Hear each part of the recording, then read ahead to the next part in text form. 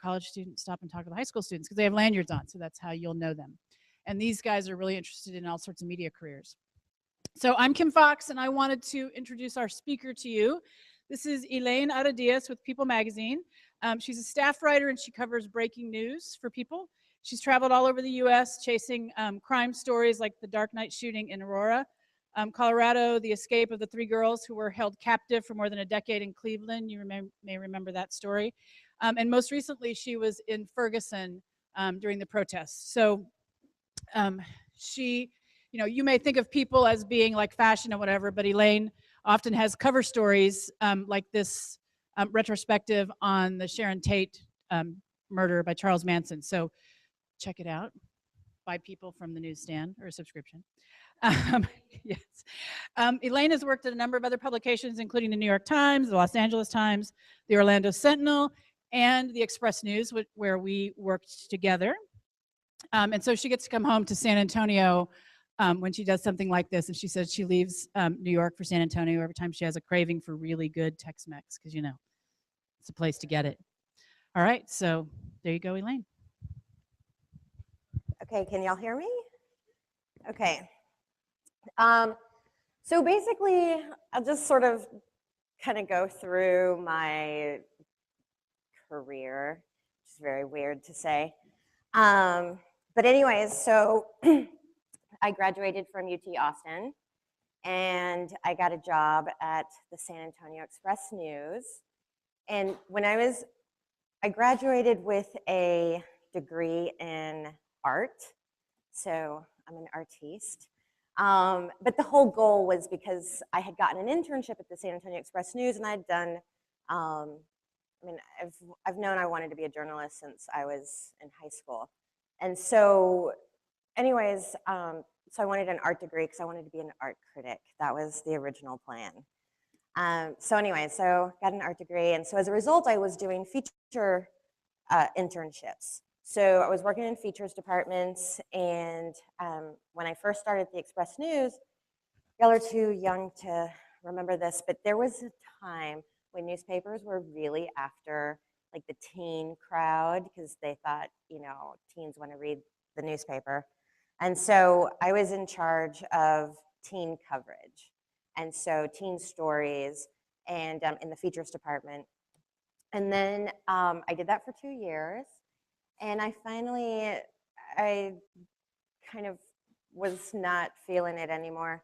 And so the city editor at the time asked me, he's like, when are you gonna come work for me? I was like, what do you have? He goes, got a morning crime beat. I was like, I've never written a crime story. And he's like, you'll get it. It's, who, what, when, where, right? I was like, okay. So I started the morning crime beat, and I remember that was my first dead body. And so, which was a whole ordeal because, you would listen to the scanners, right? And it's like, I think the code was 1050. I'm not sure. I can't remember. Like we got a 1050. And so, which is police talk for a dead body. And so it was me, and I'm going to give a shout out to Gia Rodriguez and Ed Ornalis, and they were so excited to take me to my first dead body. And we jumped into the company Jeep, and I'll tell you, I was so nervous. I did not know what to expect. And so we go out, and we're going down the highway, and it was a motorcycle accident, hence I'm kind of turned off by motorcycles. But anyways, it was a motorcycle accident. We pull up, and there's a tarp over a body, right, on the side of the road. And out in the field off the highway, you see all these police officers, and I'm like, what's going on? They were looking for the helmet because his head was still inside it. So anyways, and so that was one of my first crime stories. And I was hooked. So anyways, so I did that for 2 more years. And then at that point, I decided I wanted to go to grad school. So I went to Columbia Journalism School in New York. And since I didn't have a journalism degree, and that's not to turn you off. You can have a journalism degree in undergrad and then go to grad school and get another journalism degree, like a master's, it's fine. But I didn't have a journalism degree. So I went and got master's in journalism. And so, and then I interned at the New York Times, which was interesting because I was really focusing in crime and doing, uh, like social justice and criminal justice, like juvenile justice, that sort of thing. So, anyways, but when they offered me the internship, they said, "Look, we already have some students doing Metro. Would you like to go to the arts and leisure section?" Since I had a background in the arts, and I was like, "Arts and leisure section at the New York Times, okay." So that was amazing, and so I did that, and then they asked me to stay on longer, and so that's when I asked to go do Metro, and so I went. So I kind of had both sides of the New York Times, but I needed a job with benefits, so I went and I got a job at the Orlando Sentinel. So basically, this is all should be teaching you to be mobile. Like I was willing anywhere the job took wanted to be, and that sort of advanced what it was that I was doing. So I went to the Orlando Sentinel, and where I was doing crime and courts, and so I did that, and then from there I met the recruiter for Time Inc. Time Inc. is the company that owns Time Magazine, People Magazine, Sports Illustrated, Real Simple, um, In Style, all these magazines. And so, anyways, and originally I had been talking to the Time Magazine people, but then they were like, "Do you want to meet the editor of People Magazine?" I was like, "Yeah, sure." And I think at that moment I realized People was perfect for me because it's where like my two interests intersect, right? It's the one place where like it's celebrity and just fun stuff, and then there's a human interest side that we do heroes. And I think the tagline or the philosophy was, ordinary people doing extraordinary things and extraordinary people doing ordinary things. And so, anyways, and when I first got hired at People, I was on the TV team. So and it was funny because that's where, at that time, FX, AMC, all these sort of like the fringe channels were still fringe. Everyone wanted the networks, right? And so they're like, we're going to give you these. And at that time, Mad Men was just getting started. So I was like, all right, love that show. And so I'd go and like, I'm interviewing all these people. And at that time, they weren't the stars that they were today. So, I have the creator's email address. I have John Hamm's phone number. I mean, I'm sure he's changed his cell since then. But at that time, there wasn't like a lot of, he wasn't who he is now, right? And so it's like, hey, if I have any follow-up questions, can I contact you? It's like, yeah, here's my cell. So, okay, so I have John Hamm's cell in my phone. Um, but anyways, and so, uh, so I started off doing TV, and then I did, we have a beauty section, and so it's like all the weight loss, weight gain, body after baby, like all that kind of stuff, which was really interesting because talking to women, and especially celebrities, like about their weight loss, like is such a, they become real people. That's the moment, like they're vulnerable and they're just being really honest. I mean, I don't know if y'all have ever tried to lose 5 pounds. Like, it is hard. So these people that have lost like 50, like they are like ready. I mean, I got to interview Jane Fonda, who's like 70. She was 72 or 73. I can't remember. Her body was to die for, and so she was celebrating that, and I was like there at the photo shoot and talking to her. It was awesome. And I love her because God, what was that movie? She plays a journalist. She's um, a TV journalist, which I'm totally recommending y'all to see because I thought it might be dated, but it's it still lives up to it. Um, anyways, whatever. Look up journalism, Jane Fonda, the movie, and anyways, and she drinks a scotch and scotch on the rocks. The China Syndrome. China Syndrome. Okay, go see it, get on Netflix or whatever and watch it. So the China Syndrome, and she orders a scotch on the rocks. And because of that, I'm easily influenced. That's what I order now. So anyways, so finally, the thing is that when they hired me, they knew that I loved crime and that's what I wanted to do. But I kind of needed to work on the other side, which was great, and it was a lot of fun. And anyways, and so they said, "All right, we've got an opening on the crime team, breaking news." And so I said, "Perfect, I'm in." So that's what I've been doing for the last four or 5 years now. Anyways, and so what that does is, especially with the breaking news, that's when, when I was living in Los Angeles, I lived there because I started off in the LA office. So I lived there for 6 years and I just moved to New York City last December. And anyways, so I remember getting a phone call at 4 a.m. When the Dark Knight shooting had happened. And so it's 4 a.m. in LA, so that's 5, 6.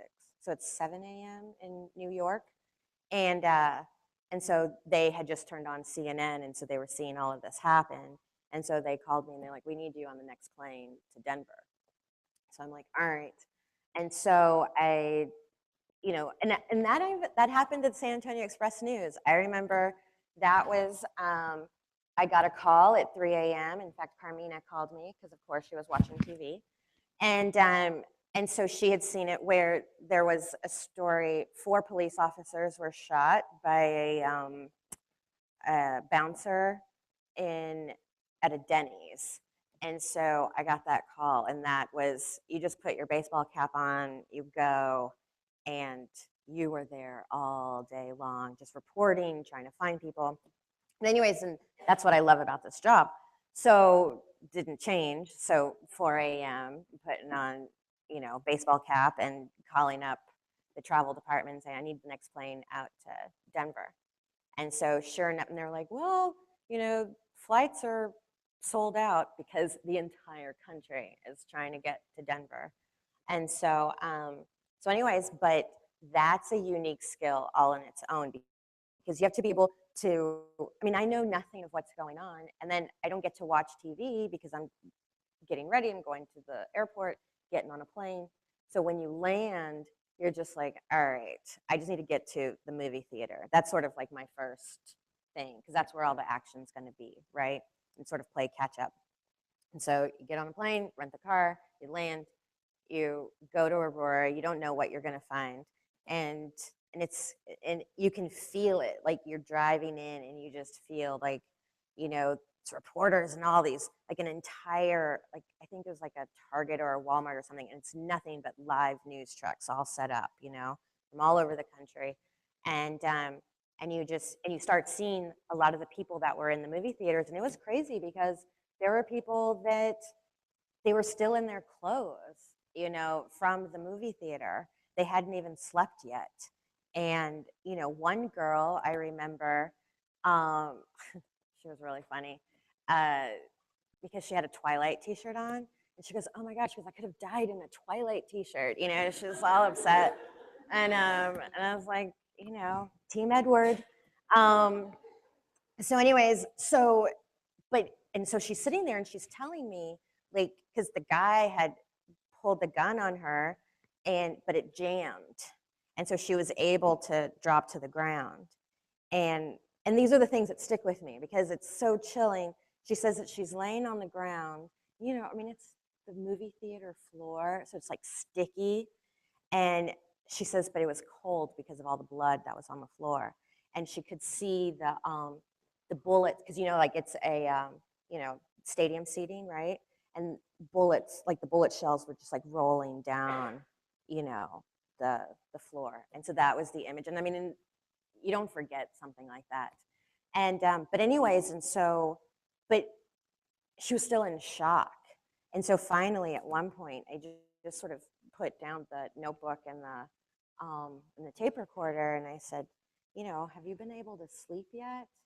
And she goes, I close my eyes and this is what I see. So she goes, "I figured I'll just stay here." And I said, "Well, I go, you need to talk to someone because this is going to affect you. And I think that is probably one of the number one things that I tell people. Like, you need to be a human being. You need to have compassion. Um, because, and you'll meet a lot of people if this is what you want to do. I mean, in any aspect of journalism, you'll meet a lot of people that, you know, all they care about is the front page story and getting the story at all cost. And I don't think it's worth it. I don't think that sort of attitude takes you very far, because at some point, you know, someone else will sort of get in front of you. But um, you know, you need to have compassion for these people, because you're talking to people on the worst day of their life. If you're into um, crime and breaking news. So compassion is definitely something that you need. And so at one point, you just kind of have to say, look, like, you're not doing well. Are you sure you want to keep talking? And the other thing I told her, because all the TV people, and this goes out to the TV people, because they're scrambling, right? And so they need this person to sit down and put a mic on and be interviewed. And they don't know that they can say no to y'all. Like, to journal. This is the first time. They're not media savvy. They don't know what's going on. And so I literally told her, I said, we need you more than you need us. So don't let these people sort of grab you and, treat you like cattle. It's like, you know what is it that you want to talk about? Let me prepare myself, versus this kind of just going from one, video, one cameraman to another. And so anyways, and so I tend to do that. And I've gotten mad at TV people before, because, and the thing is, I mean, as a print person, I'm not as obtrusive, like, all I need is a notebook. And if I don't have a notebook, tape recorder, and I can kind of slip in and out of any situation, versus a camera, someone with the crew and all that kind of thing. And especially now with the mobility, it's all you need is an iPhone. And I even have like a little tripod that I can set up. And so I really can sort of kind of navigate through any situation. Um, so anyways, so that's sort of how I got here. So I've crisscrossed all over the country. And I think my dad taught me that, is like, you can be mobile, and so it's the fact that in December, I will have been with People Magazine for 7 years, which is the longest I've been anywhere. Because I was kind of like a 2 to 3 year person. Let's go to the next one, because that's the other thing too. If your goal is to get to sort of the big leagues, you need to be able to do that, you know. Um, so anyway, so journalism, I think, is the greatest job ever. And because I get to meet people every day. If you want a 9 to 5 job, this isn't the job for you at all. Like, I don't know what to tell you. You need someplace with banking hours, because I mean, luckily, I don't have to be into work until 10 a.m. because I'm not a morning person. So, which is one of the things that I love about journalism. But I can be working all night long, and especially being on the West Coast, like when the girls in Cleveland were discovered, that broke on the East Coast at like 8 o'clock in the evening. Well, it was only 5 in LA, so I was still at the office. So I just immediately sort of started working on that, making calls, and that was a situation.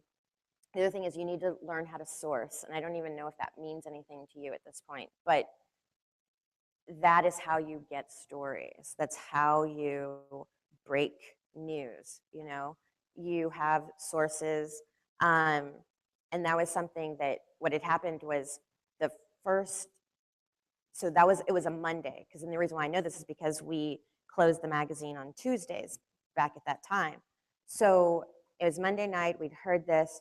So basically, I got on the internet had our research people find me all of the houses on that block, right, on that strip. And I started calling all of those people, all the neighbors. And I found the neighbors across the street, which is where the girl escaped to and made the 911 call. And so I found them and I got them on the phone. And, um, and so I'm interviewing them. And so they're telling me what had happened. They're telling me what the girls looked like. They're telling me, answering all these questions that I think everyone was curious about at that time. So anyway, so come Tuesday, we had, I mean, and this is like, we have like 3 or 4 other reporters working different angles, but we had new information, right? So Tuesday morning, they decided, because we already had a different cover planned, and it was like, nope, this is what we're doing. And so like in 6 hours, we changed the whole thing. And, but as a result, they flew me out to Cleveland to kind of like start working, the follow-up story. And at that time, I met, I started meeting people from the neighborhoods, because also the 3 girls were just a couple of blocks from each other from where they were abducted. So that whole community and neighborhood, they knew each other, right? So you just start talking to all the people. And I made a source who knows what's going on. And that source helped me for a year, sort of keeping up with what's going on with the girls, with everybody. And so, and that's because I went out there and I was making these sources. And I would probably fly out there like once every 3 months just to kind of touch base with different players.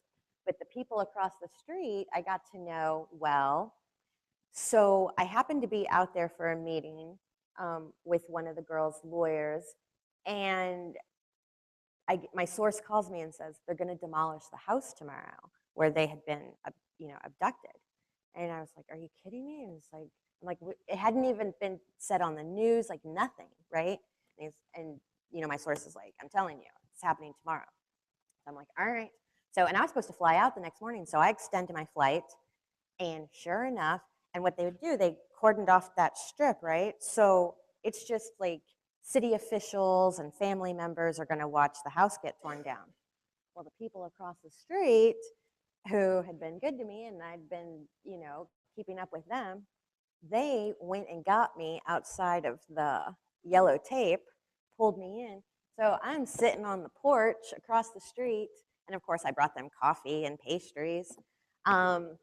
And so anyways, and so we're there and I'm using my phone to video the demolition of the house.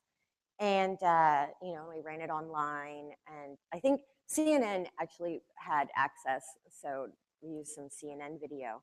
But the thing is that that's what sourcing is, and that's how you sort of get the next story. And that ultimately became a cover story as well this year, because working with the girls and keeping up with the lawyers and all that kind of stuff, when one of the girls decided she was ready to talk, she was releasing her book, I got to sit down with her.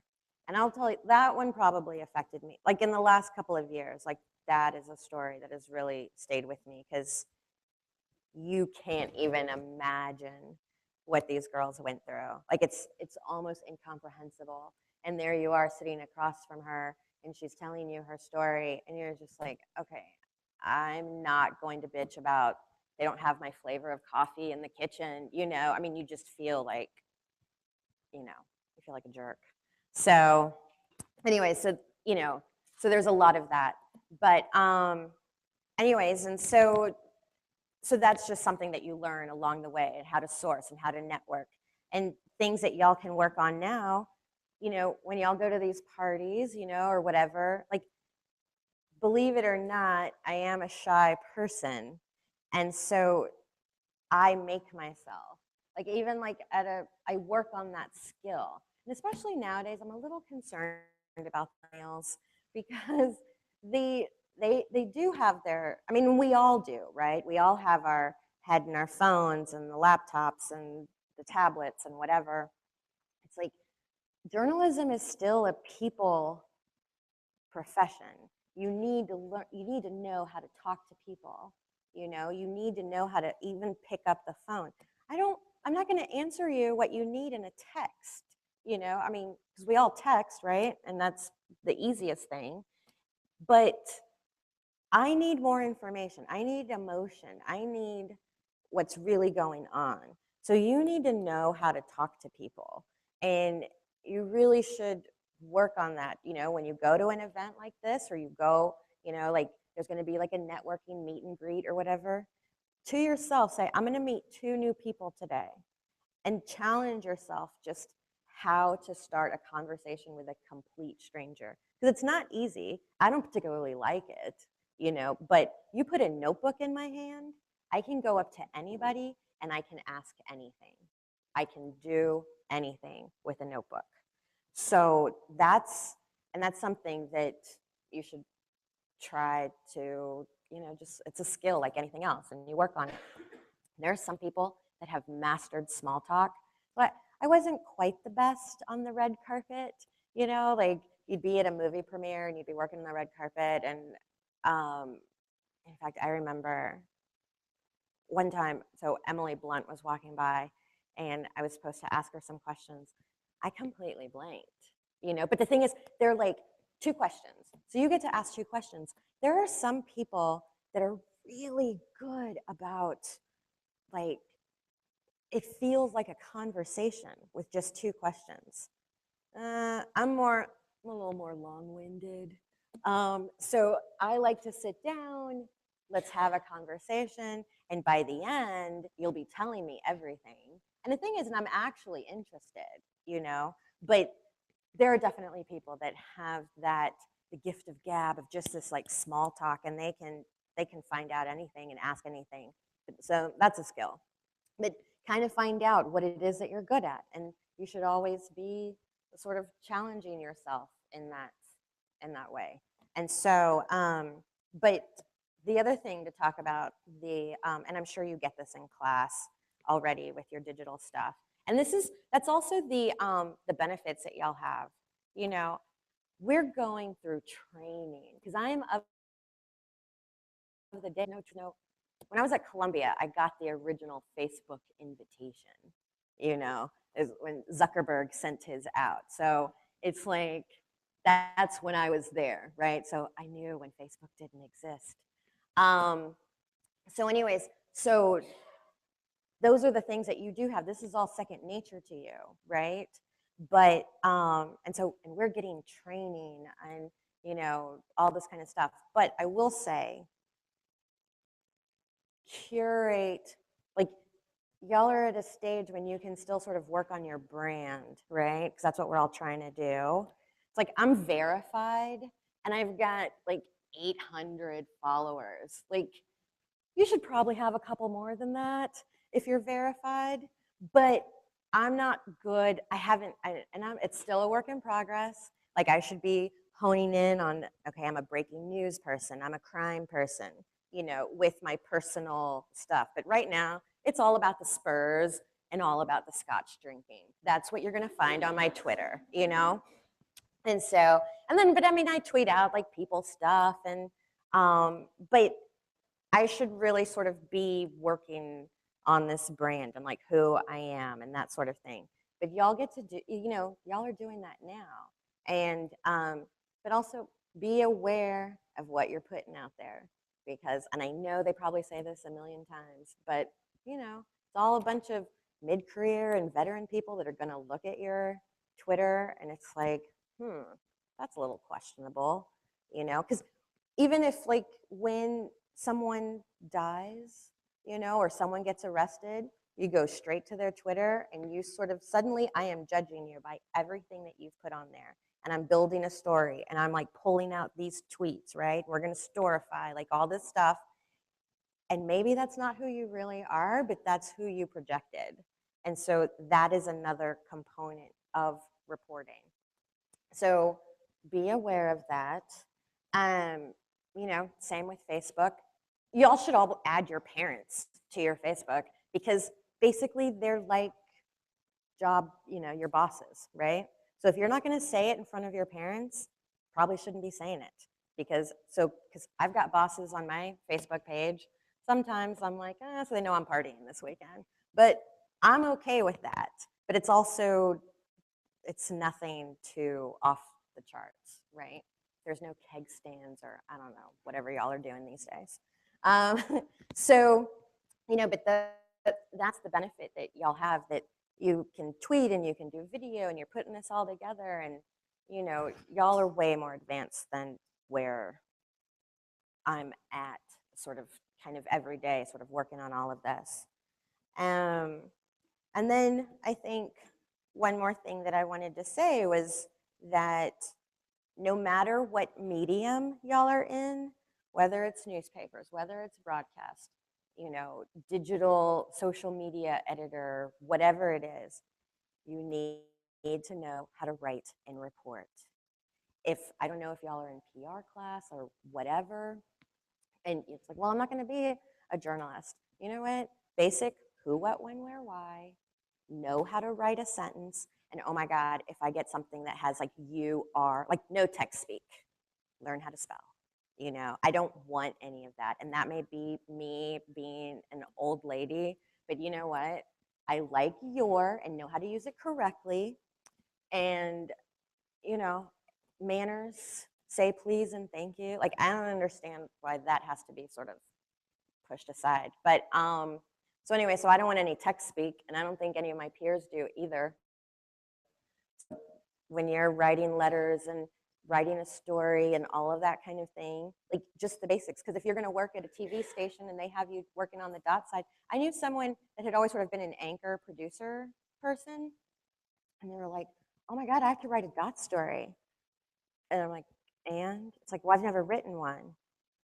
Okay, it's a regular story, like I don't understand how you're in journalism and you don't know how to do this. Well, now everybody has a website. Everyone has, you know, um, stories to write. I mean, I'm writing stories during, like dot stories in the morning is sort of how I treat it. I'll write a dot story in the morning, and then I start working on the magazine stuff in the afternoon. So, but it's all the same, and you need to know how to report. I've had to walk people through, like, well, how do I get a public record from the courthouse? And I'm like, well, you can just call them up and ask. It's like, but how do I know what courthouse to call? Like, what county are you in? Like, there. And the fact that people still don't know how to do this at least makes me a little more valuable still. But that's pretty basic. And you will learn that in Journalism 101. So hopefully y'all are all doing that. But anyways, questions? Does anyone have questions on any side of the journalism world?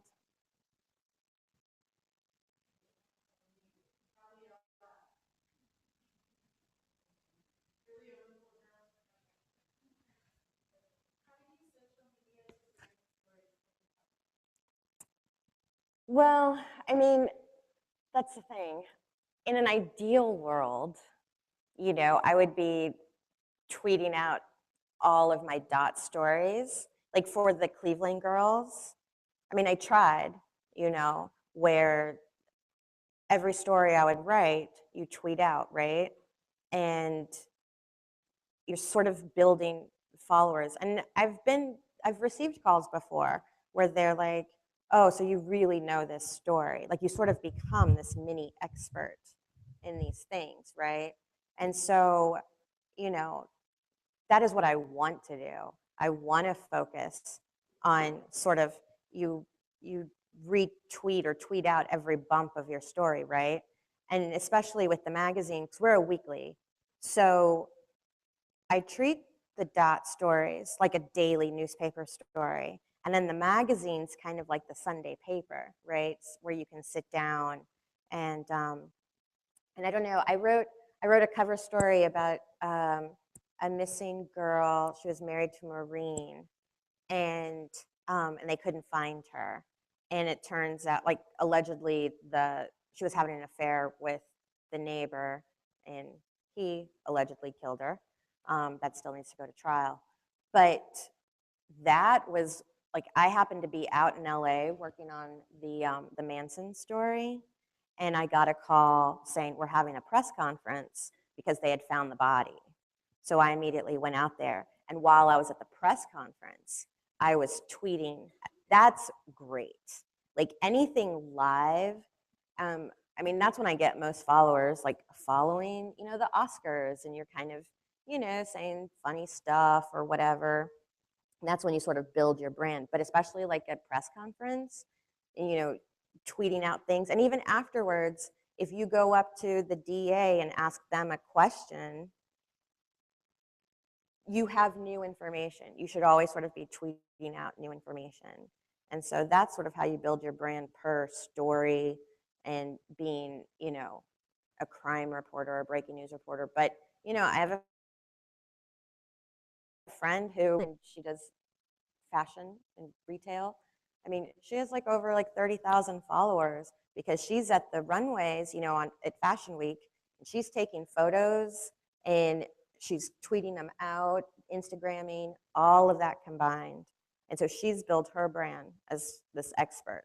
Your goal is to sort of always be an expert, which I know my breaking news stuff, but I haven't quite translated it into Twitter and Instagram, you know. Do any of y'all want to be journalists? Anybody?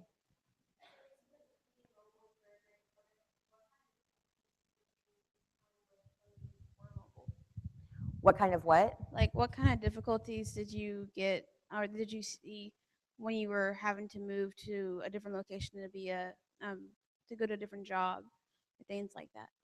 Like the difficulties? Yeah, like difficulties that you. Yeah. No, I mean, you know, it was great being a reporter at my hometown paper. I mean, that was the best job because I got to see my family and my friends and everyone I knew, and um, it was very comfortable. It's scary. It's scary moving. I'm sure some of y'all have gotten to do it though. Like, I don't know, that many people are from San Marcos, right? So y'all are all coming from somewhere. But especially college is the time to, if you can travel abroad, if you can take those opportunities to get to know other cities, you know.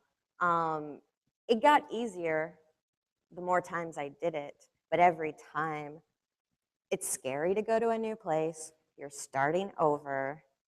There's sharp elbows, meaning people are like sizing you up. What's your deal? What are you doing? Every single time. And so you go and you work as hard as you can and you hope that your work speaks for itself. But that you just have to do. That's going to a new job, so much less a new city. I was even nervous moving from LA to New York, and I've always wanted to live in New York, right? So here's my chance. I'm like, all right, I got the transfer. I'm moving to New York. But, I'm like, okay, I got a car in LA, in New York, there I am carrying, all you can carry is what you purchase, right? Because no one has a car. And so I'm having to, that's a whole other, like, just walking around in 5-degree weather in the snow, trying to live your life is a little difficult. But what I will say is that all those experiences have made me a better reporter because it's very easy to be in New York or LA and sort of think like the whole world is happening from those cities. But it's great that I can sit there and say, well, actually, Floridians are thinking like this. Texans are thinking like this. I can contribute to what middle America is talking about. And that helps, especially on a national level, because we need to make sure our stories are as compelling to the person in Nebraska as they are to the person in New York City. So, I can't say that there's any sort of difference in a job. An editor is an editor is an editor. You're going to be expected to do the same things. But GPS is magnificent, because as many times as I've moved, it's like, thank God for GPS. Yes?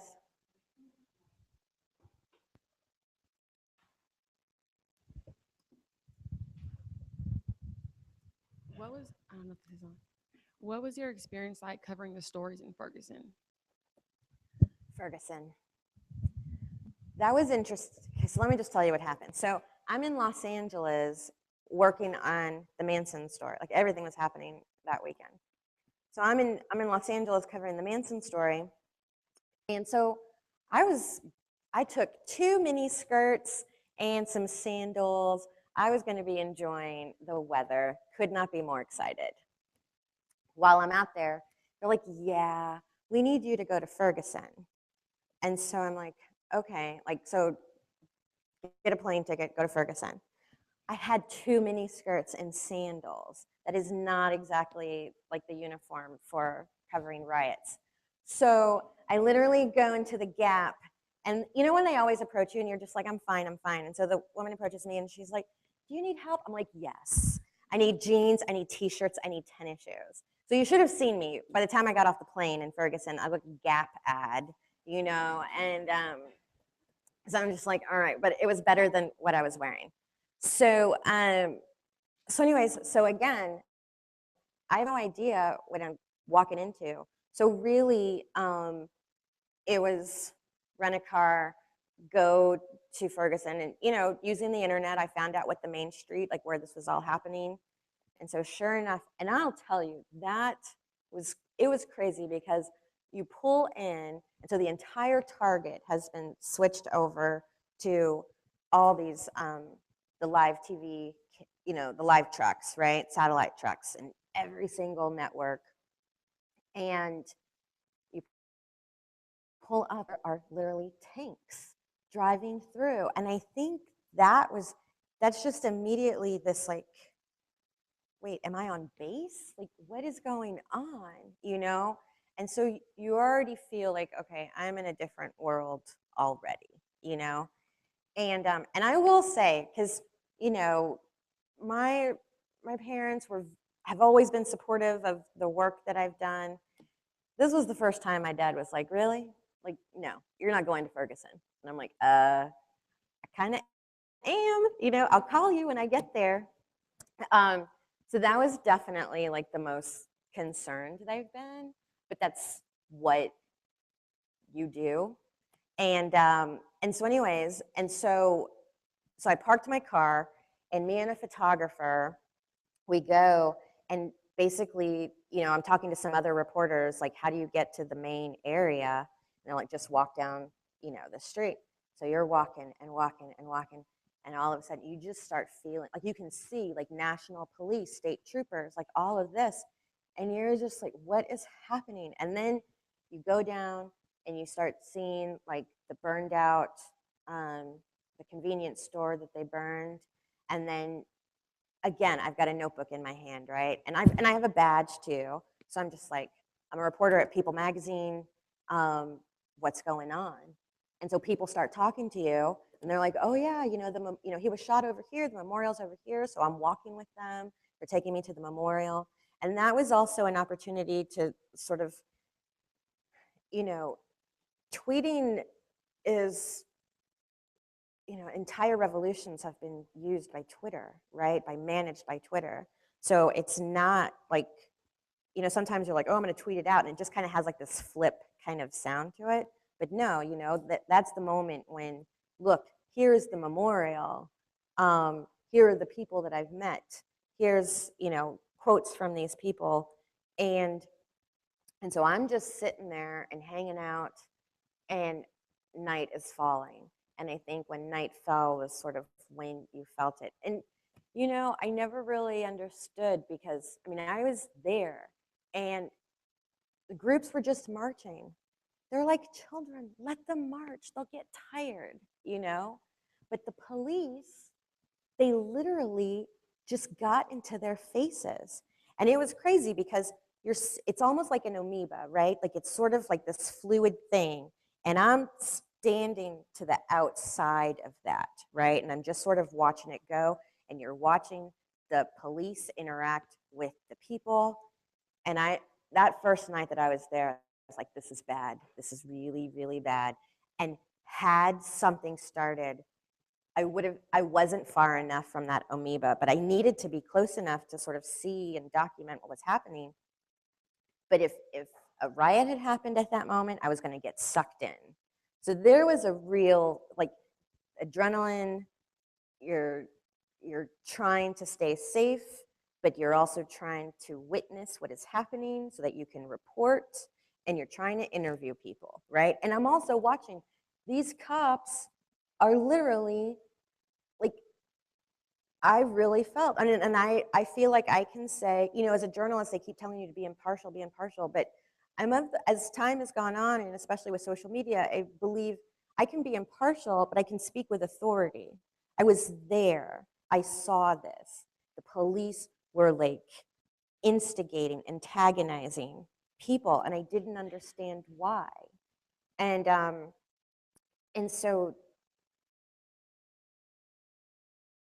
you know, seeing them put on their, what do you call it? The bulletproof vests. They've got bulletproof vests. The people don't, you know, and so they're putting on the gear, and it's just this, like, it's like Transformers, you know. All of a sudden, you're feeling threatened, and it's just, this is not going to end well. Thankfully, one of the largest rainstorms that could have happened happened, and everyone sort of just dispersed. We were hiding under like awnings and all this kind of stuff. And that's when I met some people, and I met this one guy, and this quote has stuck with me. And he said, "Do you really think they have more guns than we do?" And the thing is, it also is not the area I was not nervous about. You know, it wasn't this like crazy, you know, ghetto. It was just regular street area. Like, there was nothing wrong with it, you know, but it was intense. It's the most, I haven't been that scared in a really long time. But luckily, like at People Magazine, what we do is, especially in those types of situations, we do the voices of, meaning, so like I found a kid who supported what was happening and the riots and could articulate why that was important, but he didn't to be a part of the riot. He wanted to help. So like I interviewed him, and he was really like, you know, I wanted to volunteer, because there were people that they were stuck inside their apartment complexes. They had shut it down. I don't even have the proper ID. Like, my driver's license does not match my home address. And so if you did not have your home address on your ID, they weren't letting you in. So people needed to take their kids to school. People needed to go to work. And this is low income. Their jobs relied on them showing up to work on time. There was a lot of like social conflict going on top of everything else. Well, then Eric Holder gets sent, and all of a sudden, and I remember I was walking to my car at 1 in the morning. I have my dad on the phone because I've lost my photographer. I don't know where he is. And, you know, as much as, you know, I live in New York, I can handle myself. Like, oh, I don't know this area. So I've got my dad on the phone. State troopers or whoever, national police, they're like, "Who are you? What are you doing?" And I'm like, "I've got a badge. I look like a Gap ad. Really? Like, what do you think I'm going to do?" But it's like, it's this, "Where are you going? What are you doing?" And I got this over and over and over again. And my dad is just yelling in my ear, "Do not mouth off. Do not mouth off," because I am ready. Because it's like, I'm allowed to. Why? I'm not breaking any laws walking on this sidewalk. And so, anyways, Eric Holder shows up a couple days later, and I don't know what happened, but those people started saying hello. They like, and I'm talking like the police. They're like, "Hi, how are you?" Which I felt there was some sort of, you know, they got some sort of command to start being nice to people. Then that was just weird. And I'm like, all of a sudden things started changing and meetings started happening. And so it lessened quite a bit. But I'm very concerned about when that indictment comes down, because if he doesn't get indicted, I mean, y'all should be following that. And there's some great reporting. In fact, a former reporter from the Express News that I used to work with, Jesse Bogan, was working at the St. Louis Post-Dispatch. And so he's been covering it. And, you know, so definitely that's something y'all should keep an eye on. It's going to be So, crazy. Elaine, do you think you'll go back to Ferguson around the indictment time? I hope so. You know, because the thing is, we do have a St. Louis correspondent, but we were both working it. So, and I've talked to my bosses about like we need to have a plan because if this turns into, you know, Rodney King or something, like you just need to have a plan ready for it. And but the thing is, they haven't said when it's going to happen. They have until January, and so they can do it. They can release it overnight on a Saturday, which I don't think it's going to make a difference. I will be very surprised if everyone just sort of is like, all right, well, we tried, you know. But I'm ready to go back. And the thing is, and I have contacts that I made, people that didn't make the stories. The kid that told me that quote, I have his name and number that because I never used that quote in a story, you know. But I have his contact information, and so we'll see, you know, how I have a whole notebook just called Ferguson, and so if I get sent back, I have stuff to do. And that's what I was going to ask you. How do you organize your content? So all of your files, do you keep it hard copy? What's your secret for organizing your I am like your name and numbers and stuff? horrible, but I have a box with business cards, you know, and so that's all sort of thrown in there, but it's semi-categorized.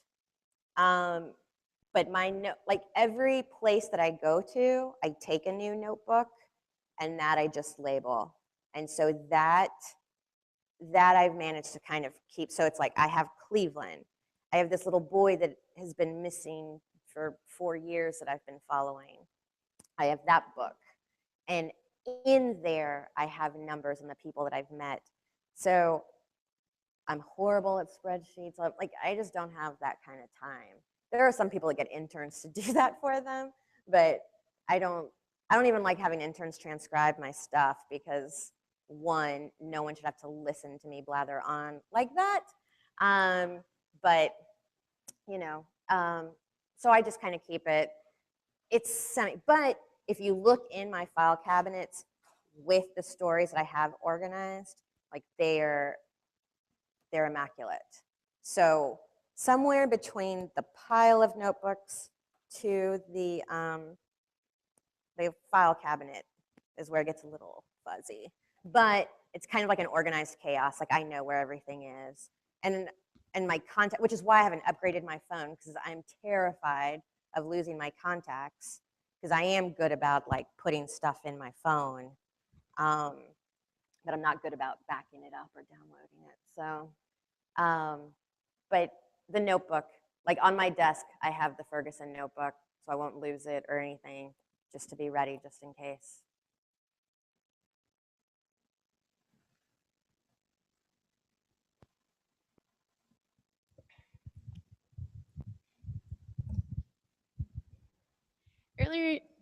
Earlier you mentioned really emotional stories such as the motorcycle accident as well as interviewing people from the Dark Knight shooting. How do you separate your emotion from your professional life, and how do you remain composed when interviewing people like that? You know, I don't know. Like, I don't have nightmares about this stuff. You know, I watch, you know, crime shows, ID, all that. I think there's a little bit of like the cop's attitude where I'm a little bit morbid and, you know, gallow humor. Like you have to laugh about some stuff. But, and it's not a matter of compartmentalizing either. Like I'm very present and I'm very compassionate and sincere. And I don't think you can fake that, because if you're faking it, people aren't going to open up to you. So I really believe that part is very sincere. But when I leave, in order to kind of like deal with it, I'm like, oh my God, you wouldn't believe my morning. You know, just interviewed, you know, and I'll kind of make a joke, especially when I sit next to someone who works in section and my other office mate handles beauty, you know, like every once in a while I get to very quiet in my hallway because they're listening to me interview someone and they're just like, I cannot even believe what you're doing. And but I don't know, like I feel like I have a lightness to me and I kind of just keep that going. I have to, because then I'm going to become an alcoholic, and believe it or not, I'm not one. So you know, and I don't want to live like that either. But and I don't know why certain stories affect me, because I think what it is, I think the ones that do affect me are like by the grace of God, right? Like when I was a crime reporter here in San Antonio, I remember a car accident. The woman, and I get to the scene and I can get to the car, her groceries are perfect in the back seat. And, but I mean, she had gone through the windshield, all right, and she's dead. But the groceries were perfect. And I think she was coming back from the grocery store and she had no idea she was going to die today. And I think that sort of, those are the stories that affect me and stay with me.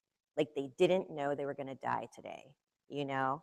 And, or they didn't know they were going to get abducted today. They didn't know these things. They were on their way, they were normal, you know? The Hannah Graham in Virginia, you know? It should, how many times have you like left your party, you know, and you're like, I'm walking across the street and very bad things happen. And so that's the moment when I get most affected, I think. But, you know, kind of like a plane crash or, you know, sort of disaster, like I can sort of back up and cover it all kind of as one thing. But then that's what it is when you meet someone and you're talking to a dad who had just dropped off his daughter, you know, like I'm thinking of my dad, and, you know, it's horrible and it's sad, but I don't know. I have good friends and hang out and, you know, sort of keep it separated. So, but it just, I don't know, one day maybe. And the other thing is, I mean, I helped report on Newtown, and I don't have children. You know, I can't, and the thing is, and I think, and there were reporters that did have children, but they didn't have 6-year-old children. The ones that had 6-year-old children, way more difficult, way more emotional, you know? And so, so I think that is a little bit of it too, you know? But, so I don't know. I still hope I don't get into the situation like where I'm like sitting there crying, because like there's no crying in journalism. Go to the bathroom and cry, you know, because they're the ones who are suffering. Be compassionate, of course, sympathy, empathy, all those things. But, you know, they don't need you crying on top of it. It's like it's their day to grieve. Yes. No, Am I I won't cold feel as that. ice? Have maybe made you feel that way? I mean, well, the other thing is, you know, that's what an internship is for too. Find out if that's what you want to do. Not everyone is cut out for it, and you don't know why you are and why you aren't, you know?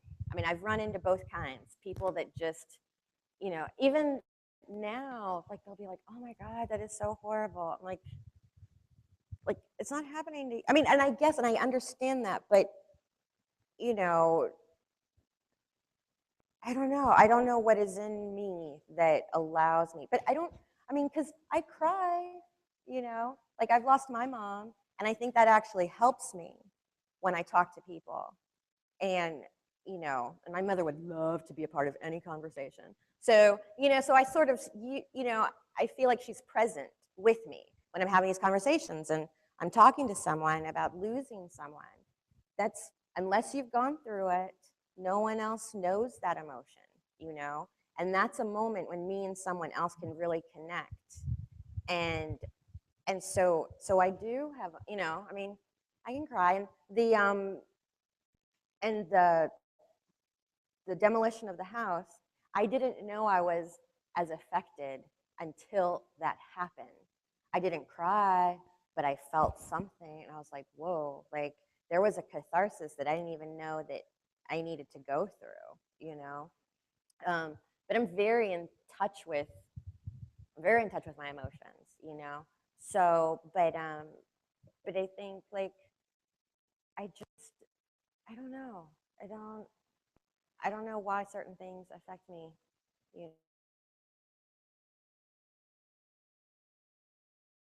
think I don't think I'm lacking emotions, but I'm definitely, like I said, I'm definitely a lighter person, crack a joke, kind of, I mean, that's just my personality.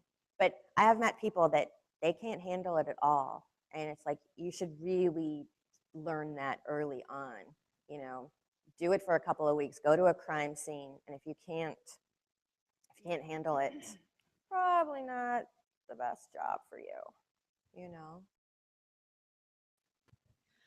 Elaine, on behalf of everyone, thank you so much. You're sharing so much wonderful information. We really appreciate it. My question is, could you talk a little bit about the writing, the nuts and bolts? Because when we talk to our students about writing, one of the challenges is you can't become an expert writer in one semester. So could you talk about how long it's taking you to get where you are? And when you sit down to write, can you just tell us a little bit about that pain? It's true. Here's one thing. I don't trust people that say they love to write. You know those people that's like, oh my God, I love to write. I love it. I'm like, what? It is the most painful experience. Like, and they always say, well, and when you get interviewed for a job, they're like, are you a reporter or a writer? And at the very beginning, I had no idea what that even meant. I'm like, isn't that what I do? Like, what? Now I understand. I am an excellent reporter. Like, I know that. I know I can just go anywhere, like I said, and I can get information. Writing is painful. It hurts. I retweeted someone that says, just keep writing till the pain goes away, And the thing is, and especially now, I have this long to get your attention, right? So the lead is even more valuable, and it means more. And I do love talking it out. This is one piece of advice that someone told me. Pretend you're telling the story to your friend. What are you most excited to tell that person, right? It's like, oh my God. And then, they were knocking out the windows, yelling for help. Like, the thing that you're telling other people, that should be at the top. Don't bury the lead, right? So, but it doesn't change. It is still, and the thing is, and like I said, I have my dot stories. Those dot stories I can crank out. Those are like briefs, right? Because it's just like someone's standing in line or someone's bored in class and they're like scrolling through people.com and they're clicking on the link and they're just trying to get like a quick couple of paragraphs and figure out what's going on. That's all you have time for. So I can get that to you quickly, easily, not a problem. But it's the long stories. And I really think, but I'm lucky because I feel like crime is kind of has a built-in audience, right? And it has mystery, it has conflict, all those sort of things. But those cover stories, I get edited. That's the other thing too. Learn how to be edited. It's one thing if you have like an asshole editor that just wants to like rewrite, and it's like, really? Like, you're always going to have those people, and you just have to learn how to manage them. Not talking about People Magazine.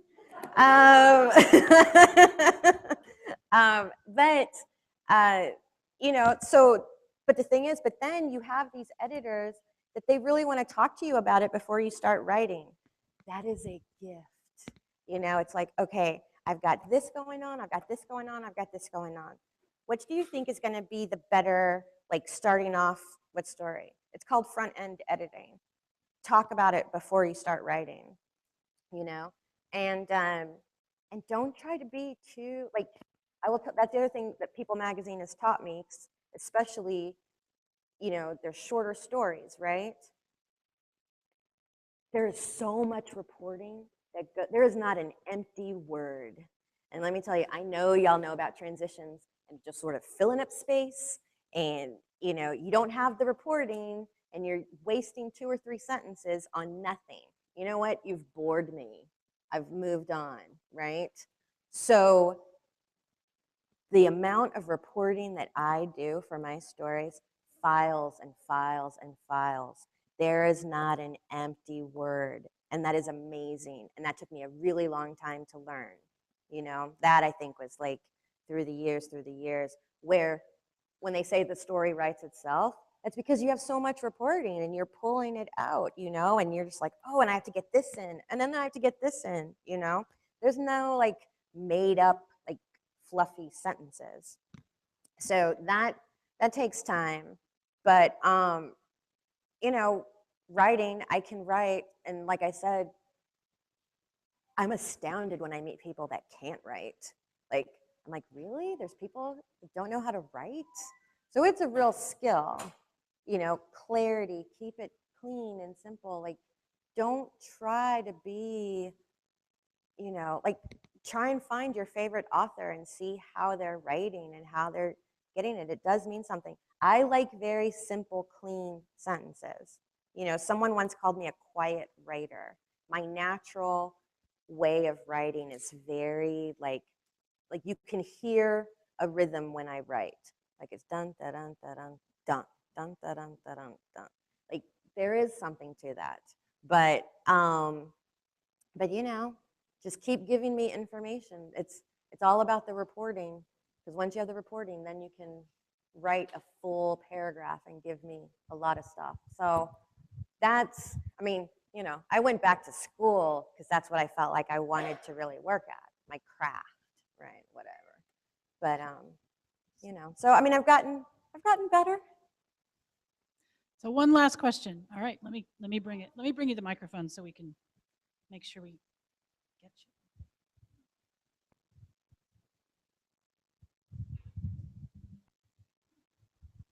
you. How was your interview process for Time Inc? Oh my God.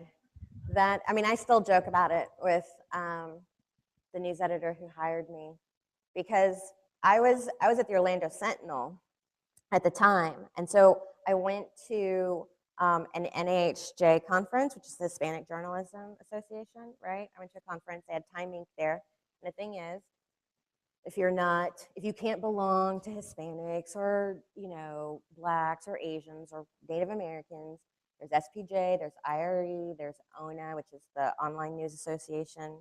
All those news organizations go to those different conventions. Anyways, so I met up with Time Inc. and they were impressed, and so that's how it started, right? Because the other thing is, you need to know how to sell yourself in 2 minutes. It's like, hi, my name's Elaine Aradillas. I'm a reporter at this place. I write about crime. You need to be able to pique their interest quickly, right? And then they're going to ask you to sit down. And that's when you need to know how to interview properly. So anyways, so through a course of events, I met with so I got back to Orlando, and the National Association of Asian Journalists was going on, or AAJA, was going on in Miami. And so I said, look, if y'all are down in Miami, I can go drive down to Miami and meet y'all, because I was in Orlando. And the recruiter told me that was a turning point, because it was sort of this problem solving for them. And they were like, all right, she's a go-getter, right? So I drove down there, I met with them. And so I met with the Time guy, and it was a very nice, make sure you know what you're interviewing for, meaning you've read Time magazine, you've read People magazine. Like, if you don't know the publication, you're just going to embarrass yourself, and it's just going to be bad. It's going to go badly. So anyways, so I knew it, and I had my clips with me and things that pertained. But when I met the editor of People, and just, again, where I said like that intersection of both my interests, right? I knew that's where I wanted to work. And he goes, okay, he goes, well, you need to meet with the news editor. I'm like, all right, or, I'm going to have the news editor call you. News editor, he's worked at like the Washington Post, covered like the Pentagon and CIA and stuff, right? So these are like, and the editor at that time, he had worked at the New York Daily News. He had covered the Branch Davidians and Waco back in the day. These are like newspaper people that knew their stuff. And so I'm talking to the news editor. He's asking me questions. He's like, let's talk next week. We did this for like 6 or 7 weeks. Once a week, we would talk. And I'm like, I don't have anything more to ask this guy, right? Like, I'm running out of stuff. But guess what? We're journalists. Keep it going. And so he kind of gave me a week to sort of prepare. And it's like, well, I was wondering about blah, blah, blah, right? So anyways, kept it going. And so finally, he's like, well, people on staff here covering human interest, they've been doing this for 15 years. And at this time, I'd been doing it for like 6 years. So I felt, well, I wasn't straight out of school, like I had some experience, right? And I could hear it in his voice. I was losing him. Like I was not getting this job at that moment. And so he goes, he goes, the next time you're in New York, let me know and we'll meet for lunch. And I said, and I could hear my dad. I go, when are you available? I've never been that there's a difference between being aggressive and wanting the job, right? People can't read minds. And so I said, when are you available? And I thought he'd tell me like some general, 2 or 3 months. Well, later on, he told me that was the turning point because he goes, let me look. And he goes, next Thursday or Friday. No idea how I was going to get money to get to New York. And I'm just like, how about Friday? Because then I can make it a long weekend in New York. So I go, how about Friday? And he goes, all right, I'll meet you Friday. And he goes, if you need help finding a place to stay, let me know. And that, which I thought was a weird, I'm like, what? And so I'm just kind of quiet. And he goes, you know what? I'm going to have our person call you. They'll get you the flight. They'll get you the hotel. In that amount of time, I turned it into a real interview. I was there from 9 a.m. till about 7 p.m., interviewed with everyone and their dog, right? And so then I go back to Orlando, and he's like, look, he goes, everyone liked you. He goes, but we don't have a position open in New York. He goes, how are you about LA? Again, be mobile. Yep, love urban sprawl. Get me out to LA. And so he goes, okay, he goes, you're gonna have to go out there and interview. Fine. So I go out there. It was a little bit more lax. I was there for 2 hours, interviewing, but still have your A game on. I was ready. And so, I come back and I'll say, he said, he goes, there's some people that think you might look down your nose at some of the the celebrity stuff we do because I'd been such a hard news reporter. And and this was also, I said, well, I was just in federal court covering a child pornography ring, reading affidavits that no human being should be reading. And I had just written a story about a 14-year-old boy who had raped and killed his 99-year-old neighbor. I said, if you want me to go knock on some celebrity's door, I am all for it. Because that's the other thing too, you get burnt out, And so I don't know if you saw my bio, but every once in a while, since I work at People Magazine, they throw me a bone. I got to cover Will and Kate as they went through Canada and, LA, which was awesome. And so, you kind of need some levity going on. But I was ready to, leave. But that interview process was grueling, but it was worth it, Okay, well, I'm afraid that's all the time we have for Elaine. So maybe she'll hang out for a couple minutes outside the door, but And also, here's her. y'all can email me with any questions. No question, if you're too embarrassed to ask, feel free. And remember, she doesn't have a lot of followers, so I know, just saying. follow me. Thank you.